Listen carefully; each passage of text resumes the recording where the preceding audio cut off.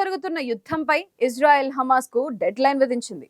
తాము చేసిన ప్రతిపాదనలకు వారం రోజుల్లో అంగీకారం తెలపకపోతే గాజాలో దండయాత్ర మొదలు పెడతామని హెచ్చరించింది. ఒకవేళ ఇజ్రాయెల్ రఫాపై దండయాత్ర మొదలు పెడితే మాత్రం అక్కడ మరింత విధ్వంసం జరిగే ప్రమాదం ఉందని ప్రపంచ దేశాలు ఆందోళన వ్యక్తం చేస్తున్నాయి.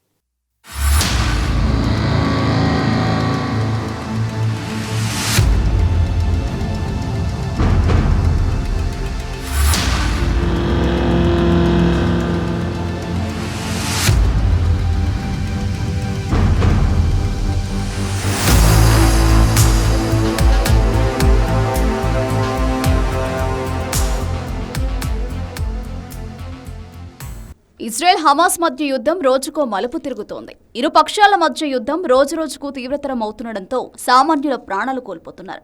దీంతో అమెరికా, యూకే, ఈజిప్ట్ సహా పలు దేశాలు మధ్యవర్తిత్వం వహిస్తున్నాయి. కాల్పుల విరమణ కోసం ఓ వైపున ఈజిప్ట్ రాజధాని కైరోలో చర్చలు జరుగుతున్నా ఇజ్రాయెల్ మాత్రం గాజాపై దాడులకు తెగబడుతోంది. తాజాగా ఈ రెండు పక్షాల మధ్య జరిగిన కాల్పుల ఒప్పందంపై ప్రతిష్టంభన నెలకొంది. ఒప్పందం కుదిర్చేందుకు అమెరికా, ఈజిప్ట్, ఖతార్ ప్రయత్నిస్తుంటే కాల్పుల విరమణకు అంగీకరించాల్సిన హమాస్, ఇజ్రాయెల్ పరస్పరం హెచ్చరికలు జారీ చేసుకుంటున్నాయి. కైరోలో జరిగిన చర్చల ప్రకారం ఇజ్రాయెల్ 40 రోజుల పాటు కాల్పుల విరమణకు అంగీకరించింది. అంతేకాక 33 మంది బందీలను విడుదల చేయాలని ప్రతిపాదించింది. కానీ హమాస్ మాత్రం శాశ్వత కాల్పుల విరమణను కోరుతోంది. ప్రస్తుతం హమాస్ దగ్గర 133 మంది బందీలుగా ఉన్నట్టు తెలుస్తోంది. వారిలో 30 మంది ప్రాణాలు కోల్పోయి ఉండవచ్చని ఇజ్రాయెల్ అనుమానిస్తోంది. తొలుత 40 మందిని విడుదల చేయాలని ఇజ్రాయెల్ కోరగా తర్వాత 33 మంది బందీల విడుదలకు ఇజ్రాయెల్ అంగీకరించింది. అయితే హమాస్ మాత్రం శాశ్వతంగా కాల్పుల విరమణ జరగాలని డిమాండ్ చేస్తోంది. ఈ నేపథ్యంలో హమాస్కు ఇజ్రాయెల్ అల్టిమేటం జారీ చేసింది.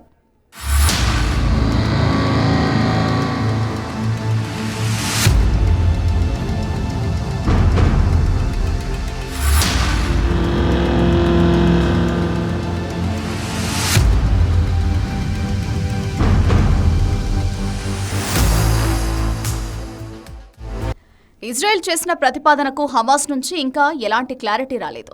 దీంతో వారం రోజుల్లో తాము చేసిన ప్రతిపాదనకు అంగీకరించాలని, లేకపోతే రఫా నగరంపై దండయాత్ర తప్పదని ఇజ్రాయెల్ హెచ్చరించింది. ఈజిప్టు సరిహద్దుల్లో ఉన్న రఫా నగరంలో ప్రస్తుతం 13 నుంచి 15 లక్షల మంది పాలస్తీనియులు తలదాచుకుంటున్నారు.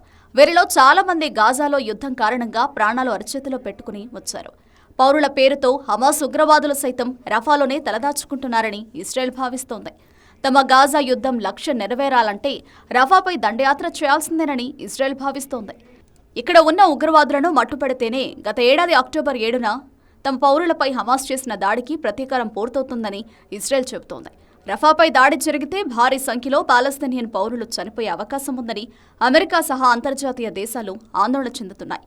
అందుకే కాల్పుల విరమణ ఒప్పందానికి రావాలని ఇరుపక్షాలను ఒత్తిడి చేస్తున్నాయి. ఇప్పటికే ఇజ్రాయెల్ ప్రతీకార దాడుల్లో 34,000 మందికి పైగా పౌరులు చనిపోయారని గాజా ఆరోగ్య మంత్రిత్వ శాఖ చెబుతోంది.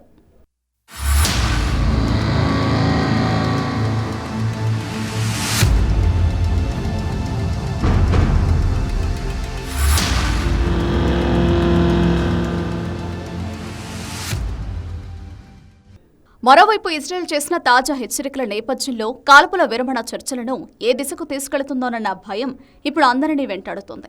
ఇజ్రాయెల్ ప్రతిపాదనలు ఇప్పటికే విదేశాల్లో ఉన్న హమాస్ నాయకత్వానికి అందాయి. దీనిపై ఆ నేతలు భిన్నాభిప్రాయాలు వ్యక్తం చేస్తున్నాయి. ఒప్పంద వివరాలు స్పష్టంగా లేవని కొందరంటున్నారు. కాల్పుల విరమణ శాశ్వతంగా ఉండాలని కొందరు పట్టుబడుతున్నారు. గాజా సొరంగాల్లో తలదాచుకుంటున్న యాహ్యా సిన్వార్ లాంటి హమాస్ సీనియర్ నేతలు ఇంకా ఇజ్రాయెల్ ప్రతిపాదనపై స్పందించలేదు.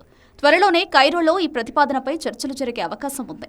ఇక ఇజ్రాయెల్ చేసిన ప్రతిపాదనలపై హమాస్ త్వరగా నిర్ణయం తీసుకోవాలని అమెరికా కోరుతోంది. ఇజ్రాయెల్ తీసుకొచ్చిన ప్రతిపాదనతో గాజాకు, ఇజ్రాయెల్కు మధ్య హమాస్ ఉందని, దీన్ని హమాస్ అంగీకరిస్తుందని అమెరికా ఆశాభావం వ్యక్తం చేశారు. కాల్పుల విరమణ అంశంపై అమెరికా అధ్యక్షుడు బైడెన్ ఇజ్రాయెల్ ప్రధాని నేతన్యాహుతో చర్చలు జరిపారు. మరోవైపు కాల్పుల విరమణపై ప్రయత్నాలు జరుగుతున్నా ఇజ్రాయెల్ రఫాపై తన దాడులను ఆపలేదు. తాజాగా జరిపిన వైమానిక దాడుల్లో 6 మహిళలు, 5 చిన్నారులు సహా 22 మంది పాలస్తీనియన్లు మృతి చెందారు.